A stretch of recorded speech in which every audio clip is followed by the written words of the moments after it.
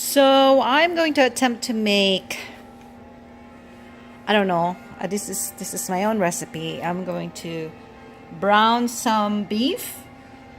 Well, first actually garlic and onions sauteed, and then brown some beef with it, then mix in shiitake mushroom and forgot what kind of mushroom this is, but this is like the brown mushroom, button brown mushroom, and string beans and long bean, I should say, and some little orange bell pepper to make it colorful.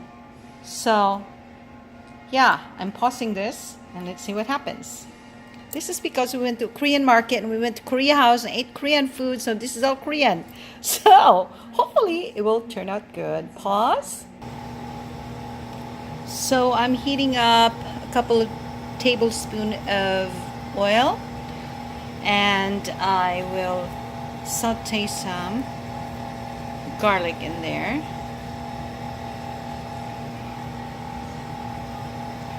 It's starting to get hot. I used an entire head of garlic. Let's turn that off so I can hear myself think. So at any rate, I use an entire head of garlic. I love garlic. Very good for you. It's antibiotic. It's extremely medicinal. And so you saute just so until it gets a little transparent and you can smell the aroma of the garlic. Not only is it medicinal, but it makes everything smell good. There's just a special thing about garlic, especially when we add onions into this mix. The smell, you know. One of these days we'll have a phone that you can actually smell what you're looking at. So I wish you could just smell the wafting of the aroma of the garlic. So there, it's starting to get translucent. So since we're going to really fry up a lot of beef, not a lot, but you know, we're going to put meat in there and it'll take a while. So I'm not going to totally brown my garlic. So now I'm adding onions, and now the mixture of the onions and the garlic aroma, oh, delicious. No matter what kind of cooking you are, what kind of cuisine you're cooking, it doesn't really matter. If you put garlic and onions, it will smell and it will be delicious. So we'll do that. And I'm going to pause and add the meat. Alright, now the meat I have is not totally defrosted, but you know, when you're in a hurry, you just have to do what you have to do. So and that's part of the reason why I added it early. I didn't wait for my garlic, my onions to be totally transparent, because I know it's going to be cooking a while and I don't want it to start burning. So I wanted the garlic and the onions and the meat to be cooking almost together. And so the meat will be totally infused by the flavor of the spices. So right now I'm just going to pause while as you can see, this is frozen in the middle. But so you just slowly make sure that your fire is medium or slightly lower than medium. Okay, so I'm going to pause and come back later. Another thing you can do to speed up the process of defrosting or the meat that may be frozen when you put it in the skillet is to cover it up. That will speed up the process more. Okay, pause. All right, so it's been at least a couple of minutes, and this is how it looks. It's softer now. There's still some frozen part, but it's softer. And you just have to like flip it over a couple of times. It'll be totally melted out, and continue cooking.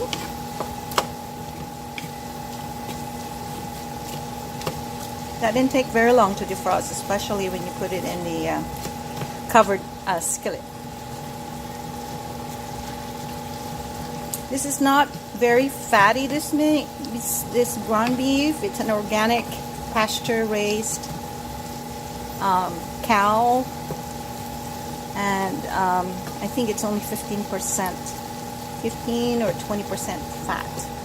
So I had to add a little bit oil in here to saute the garlic and the onions to begin with. Alright, so there you go. God bless you. I'm going to cover this up. Actually,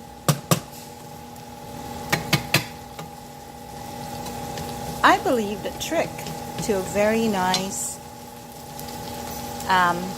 full flavor when you cook meat is to totally brown the meat. So I'm going to raise the temperature to 7 and leave this uncovered. Basically, I'm cooking it and it will reduce the fluid, and so therefore the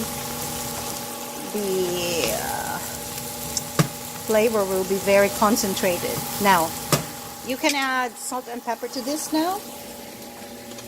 So I'm using pink Himalayan salt. Now, you don't have to put a lot when you're using this kind of salt, because that was half a teaspoon to begin with, and because the Himalayan salt or sea salt are so much more dense, so they can really salt it up a whole lot more strongly as compared to the table salt. So there you go, salted in there. We can add some pepper in there too, and I like to use, for a lot of my cooking, I like to use this brand. Well, it's called the Brazilian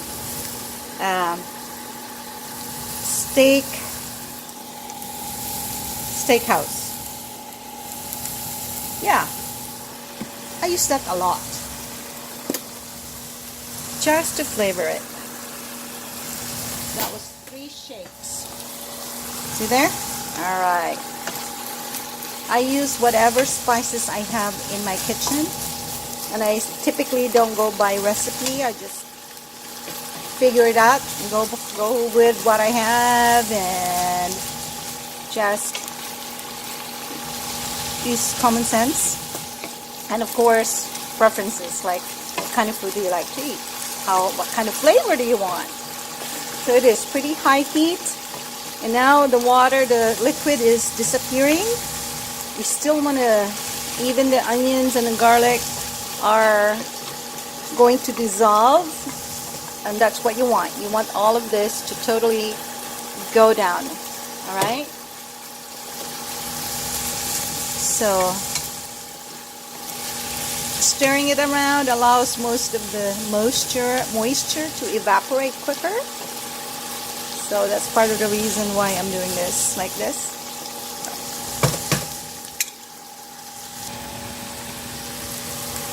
Okay, stir it around a bit more.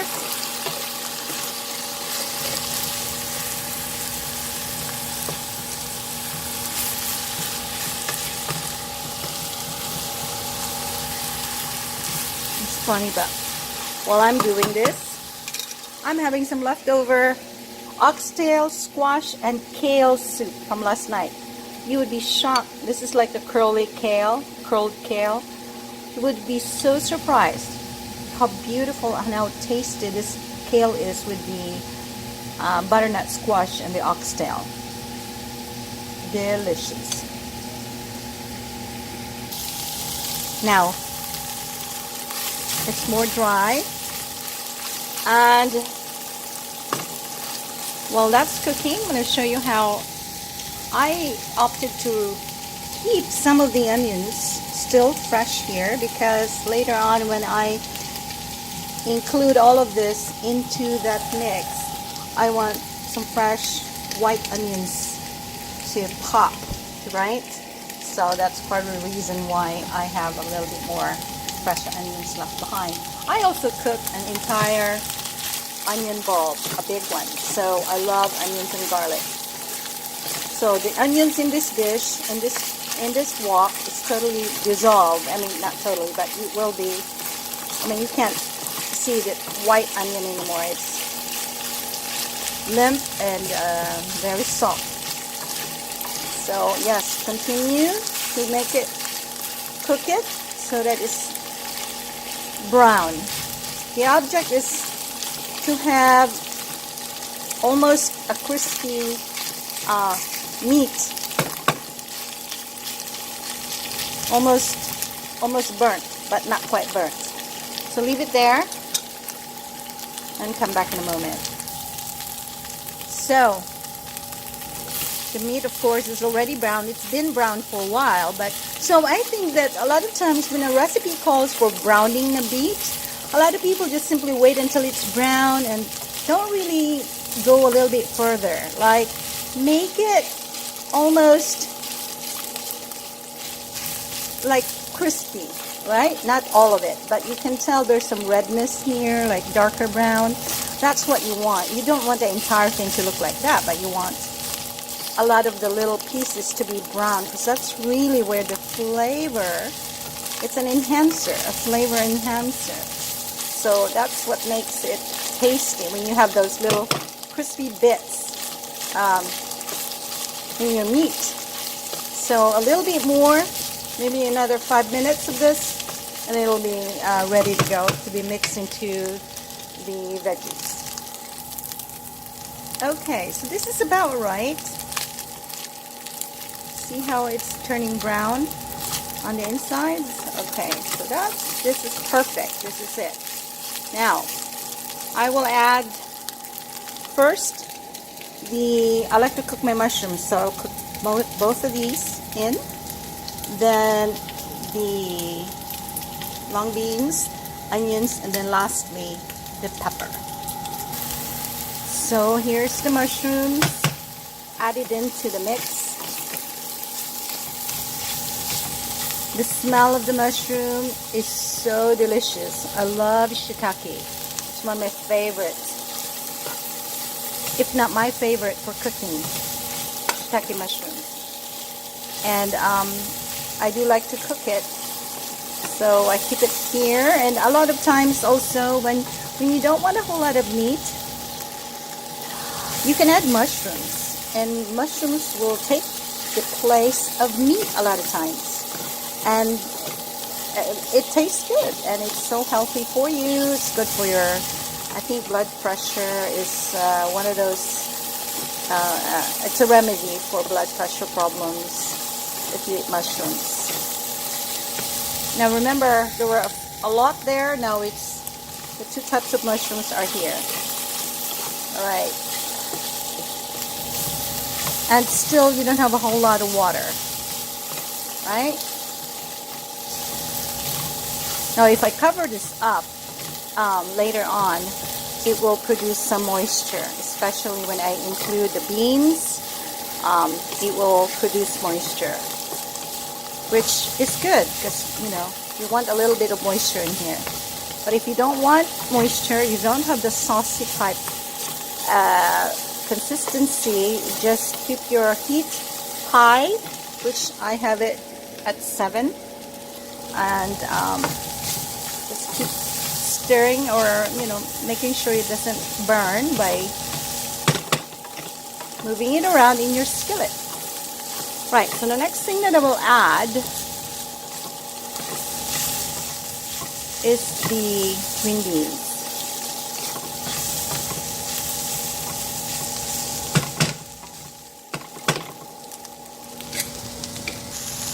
So I've added the long beans, stirred it up, and what I'm going to do now is add the onions and the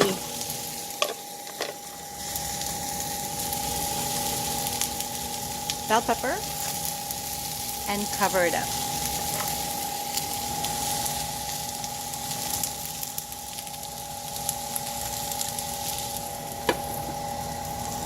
There you go. Now all I have to do is lower it down to like a 3 and let it sit there. Check back in about 5 minutes, or check in about 2-3 minutes, and let's see what happens. It doesn't really take long for the beans to cook because it's very thin, and that's why I like this. I love the texture of it and the taste of it, and how easy it is to cook. So you just mix it all in.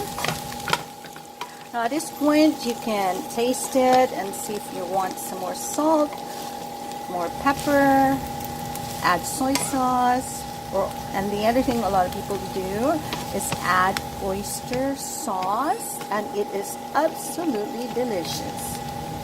So there you go. Mushroom, ground beef with string beans dish. That was fast and easy, and the taste, again,